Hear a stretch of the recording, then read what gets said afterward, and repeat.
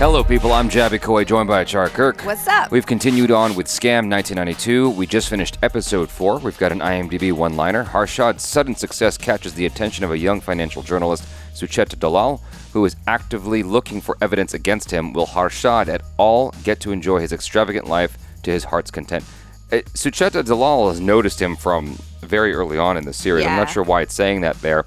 But in any case, I also noticed that the director's name was Hansel Mehta, and it made me wonder if there was any connection whatsoever. Both Hansel Mehta and Jay Mehta, they're brothers, I guess, or siblings, something. Maybe they're not related at all. They're not related at all. There were so many Maybe it's a people common name. who share the same surname in It's just India. a weird coincidence. Just because his last name is Mehta does not mean that he is Harshad's brother. I liked this episode. I think I liked the previous episode more just because of how it moved along. But this one was definitely interesting in the ways that it made me feel. Because when there was by the way, if you haven't, I'm pretty sure you've watched the show if you're watching this review, but we're going to say things that happen in the show. When, what's her name? The news reporter, Sucheta. Sucheta or Suchita? I thought it was Suchita. Okay, Suchita, when she has her meeting with Hansel Mehta, with Harshad Mehta. Jesus Christ. When she met with the director. When she met with Harshad Mehta, that was a very, very interesting moment. It was sort of culminating in that as something that we're excited to see and look forward to. And I didn't know we were going to get it so soon, this early in the show. It was a great first meeting, in terms of these two opposing characters having a sit down for the first time. It kind of reminded me of Wolf of Wall Street, when Leonardo DiCaprio has to meet with I believe it's the FBI agent. Right. And so he's trying to sort of grease her up a little bit in terms of going, hey, look, I can pay you and you could just join the team. And that's a move that, wealthy players always make when they see that they're being threatened. They just try to buy the person out so they don't have to deal with that anymore. This is an ongoing practice, an ongoing move, a tactic that is employed regularly. And so it was no surprise that he tried to do that. It wasn't at all a twist. And her response was also not surprising. What was surprising was how her response made me feel. It made me want to root for him. That was the weird thing. Because the thing about the show that's very curious is, you start out seeing his battle in an effort to get somewhere in his life and what he's up against. And he's got these naysayers and he has to power through all these naysayers to get to his success. She's in the same deal, so to speak, in the same uphill battle where she's got this story that she believes in and knows is strong, and she's got all these naysayers around her. Well, not only that, but she's a woman in a male-dominated industry. From the very beginning when we meet her, they make a point of saying, why do you even want this job when it's just full of men? And she's like, well, I don't see it that way. I want to just do this job and all. So, she's got a lot to fight against. Like you said, it's very much an uphill battle for her. Right. I mean, I suppose that just adds to the notion that they both have this climb in front of them, right? Now, obviously, he's at a different position. He's quite successful, but like any wealthy man, he wants more wealth, and he's using his tactics to maintain or grow further. Mm-hmm. And so that obviously catches her eye, and she wants to expose him. The way she behaved at the table when he offered her money to pay her out, and she's like, next time don't go by price. That's not a sign of quality with regards to the wine. Yeah. While that's true, it made me really resent the principled type.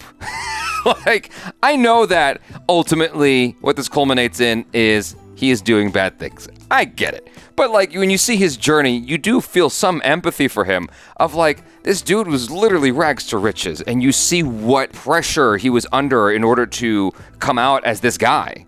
And it's you have no idea what this dude went through. You have no idea what his path was like. And so now you're going to judge him? It's if you were put on the same path, you probably would have made the same moves. Yeah, I don't know about that, because the fact that she is a reporter... As fierce as she is the same personality on the other side of the law, so to speak. Sure, yes. And you see that because when her colleagues are like, what do you want? She's like, well, I want to have the headline. Yeah. You know, and it's been that way all along in the show so far. She wants her story to be on the front page. Yeah. And she's never had that yet. So yes, they are kind of similar in that regard because they're both people who are very ambitious, but just on opposite ends of the spectrum. Ambitious in ways that other people would just look past or have disbelief about and disregard. Sure, yeah, because like she's a woman in a man's world and he's a guy who's a complete outsider, and the whole thing in this show so far has been we don't like outsiders. Right. And he's just been pushing against the grain to kind of get in there and make a name for himself, and he's succeeding. And then now all the old boys are rattled by it and they're trying to do whatever they can to take him down, but it's not working yet. Yeah. I mean, here's the thing. When you come from the streets, you learn how to wheel and deal. I mean, it seems like he came from the streets, you know, yeah, I mean, in a way. His dad owned a business, but he wasn't super successful. Right. And like, yeah. He had to hustle. Yeah, That's and all I'm even saying. in the stock market, he had to start from the bottom. He Right. knows all of the roles. That's one of the advantages of being someone who's not born into wealth, because you understand how everything works from a ground level up, and Right. you have that experience. Right. You know? And so what I'm ultimately getting at is when the world you're born into teaches you that you have to hustle. Right. It's no surprise that as you climb up that ladder to the wealthiest part of the whatever you want to call it, society. Yeah. You know, it's no surprise you're still making the same moves and coming at it with the same tactics because you still came from that place of lack and wanting to make sure you don't ever have to go back to that. Sure. At all costs. And so you're going to make these power moves all the time, not only because of that, but also because of the people you're dealing with. And so there's this battle of the egos constantly going on for years between these different companies, you know, that he's up against that could have hired him. And now they're fighting him, you know, and that right there happens more often than you think. For those of you guys in my audience who are into video games, you know, the PlayStation was originally a Nintendo product, and Nintendo was like, halfway through the production of PlayStation, Nintendo was like, you know what, never mind, we don't want it. We're going to just do our own thing, Nintendo 64. And Sony's like, you know what, screw that. We're going to continue on with this. And then they made PlayStation, which is Nintendo's biggest competitor. Right. You know, or it has been for the longest time. Now it's sort of whatever. But all I'm saying is Nintendo could have owned that. And Nintendo has made that kind of mistake many times. And so you see, you know, with these big banking companies, oh, we don't need you. And now they're fighting against him left, right, and center. And the way that, like, the tax, inspector people came in. Yes. And I understand what they're doing. I understand why they're doing it. It just makes me a little bit mad because I'm like, this dude he came from rags to riches, and now y'all are interested. It's like, where are the people fighting the real battles? It's like, you know, society has crafted this to exist. It's like if society was built in a better way, we wouldn't have this issue. But the fact of the matter is, it's like it's a very capitalistic society serving the top 1%. So you have to aim and fight like the top 1%. Otherwise, like, how are you going to get, you know, am I making any sort of sense in my rambling? I am. I mean, you are, but I think it's interesting that you're so, like, on board with this guy who basically is a thief, right? I get it. He's a thief with the bank's money. It's like, sure, yeah, but I think the crucial point in do you know what the bank does when you overdraw in your account because you don't have any money? At least in the States, they charge you $30. When you are overdrawn because you don't have enough funds in your account, they charge you $30. Yeah, I understand what an overdraft is. And so what I'm saying is, like, the banks are out to get you. They are out to take your money. And so it's like when you see an individual rise through the ranks impossibly and starts, like, just wheeling and dealing with the bank's money and the government's money, I'm like, this guy's fucking cool. Like, I know that he's bad, but it's like a Jesse James. It's like, I admire the game. Sure, you admire the game, but I think what I was gonna say was the crucial point in the episode was when his friend, what's his name, Bulshan or something? His colleague, said something about don't mess with the people's trust. Right. That's the crucial point. It's all well and good. You're playing with the bank's money and you're all like, Robin Hooding it up, even though he's not giving it to the poor. But, it's all well and good until you hurt the people. Because the people, the smart thing that he did was, he did a lot of smart things, right? The amazing thing about Harshad Mehta is every time you think he's cornered, he finds a different way out because he thinks creatively.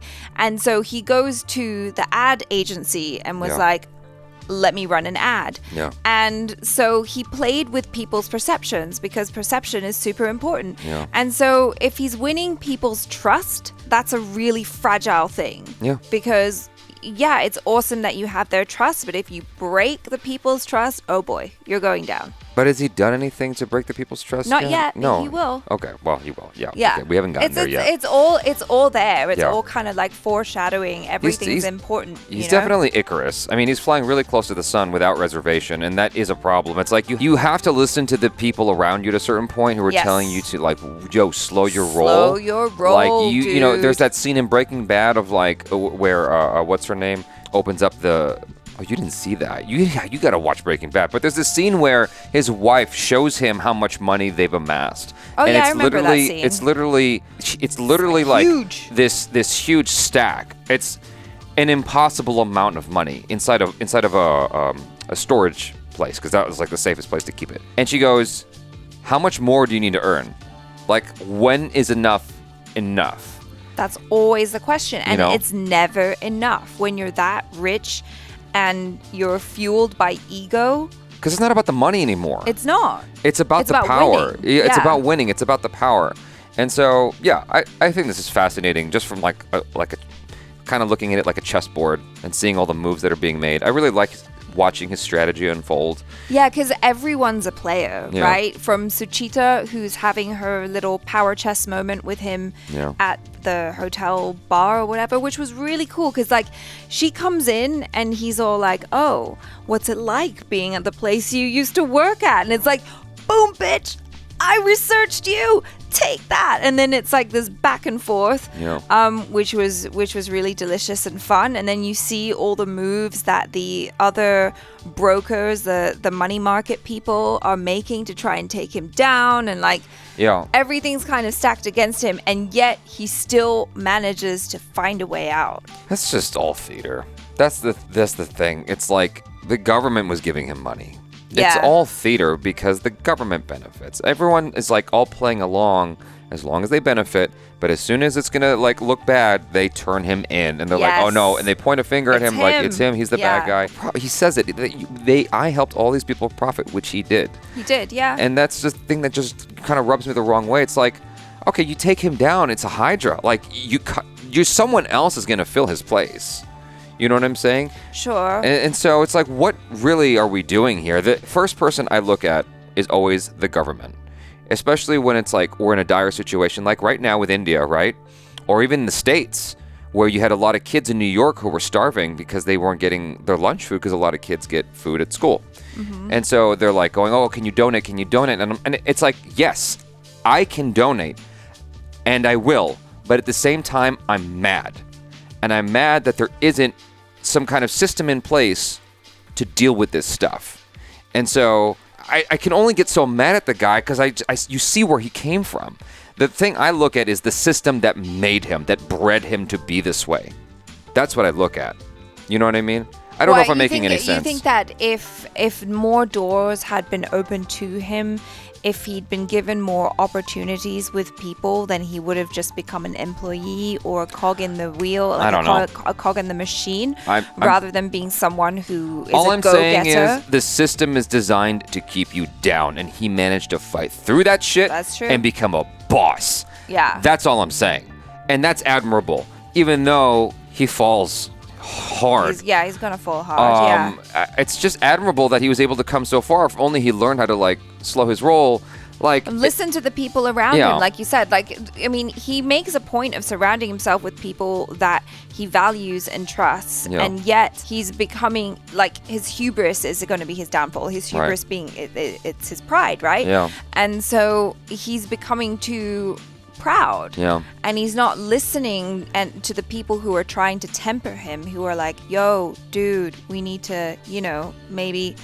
But then also, I feel like they're kind of getting swept up in his confidence as well, because he is that type of person who can walk into a room like he does at the beginning of the episode when he walks into the Polo Steel Company. Yeah. And he's like... He's very charismatic. Yeah, he's super charismatic. And he's like, I can help you raise your share prices and I can do this. And he always delivers, though. Yeah. I don't know what the real guy was like. I don't know how true to life this show is, but I just enjoy watching his game. Yeah. I enjoy, and it's like a vicarious thing. You're living through the guy. Yeah, and Pratik Gandhi is doing a really, really great job of kind of, showing us, that journey from being the young, hopeful guy to being this bullish investor guy who still maintains that hopeful energy, but there's something really aggressive about him, and I'm seeing the change from how he was in previous episodes, and now it's almost like he has this shark-like energy, where he's now the top of the food chain and he's the predator. It's really interesting, and he's doing a really good job with the character, as are all of the actors in this show so far. I think everything just feels really nuanced. I actually really enjoy the dudes that are playing the money market guys, Kedia and Tyagi. Oh, I was gonna say, okay, first off, before we move on, every time I look at Harshad Mehta, I think of the dude in my vlog 9, A Chill Day in Mumbai, when me, Momita, and Achara are dancing in the hall waiting for the elevator, and there's that guy who looks at us, and to me, he looks just like Harshad Mehta. Really? To me, like the look is exactly the same. Maybe that's like short-sighted on my part, but like I always think of this guy. Like we came across so many people in India, but I always think of this guy. That's so weird. Yeah, well, whatever. Screw you. You don't know anything.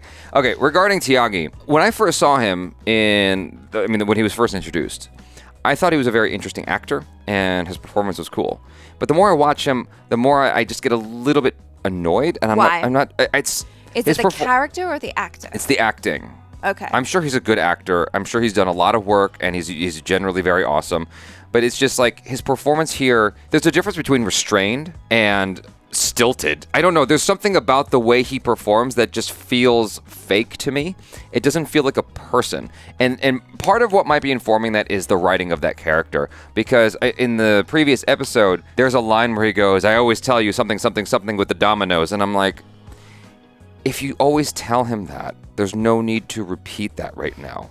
It's bad for the writing. Audience. Yeah, that's not his fault. That's the writing. That's bad writing. It's bad writing to go, hey, remember that time that you said blah, blah, blah, blah, blah. It's like, that's bad writing. You don't want to refer to another time when a character said something. That's just not good, right? And so that just irked me. And every time I watch him, it doesn't feel like a real person.